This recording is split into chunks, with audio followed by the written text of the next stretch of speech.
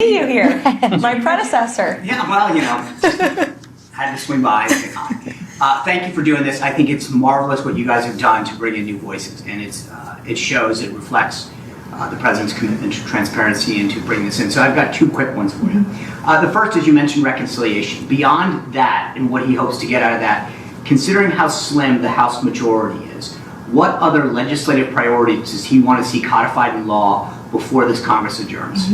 It's a really good question, Sean. I think reconciliation is the first and foremost question on the President's mind right now. It's a huge deal. We have to get it done. He's working closely with Congress. In fact, he's meeting with Speaker Johnson, I think, in a few minutes today in the Oval Office to discuss this very bill and measure. Aside from reconciliation, which we hope and are very confident will include more funding for border wall construction and mass deportations, as I mentioned earlier, but it's also very important that we get tax cuts passed. That is the second step in the Trump economic agenda. The President has used every executive lever he can to slash burdensome regulation, and we continue to do that every day across every agency.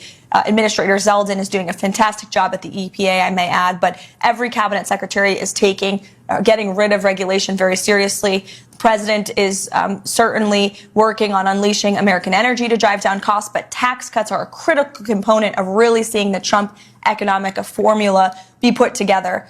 So he wants to see tax cuts passed in this reconciliation package. That includes no tax on tips, no tax on Social Security, no tax on overtime, no tax on Social Security for our seniors, of course, too.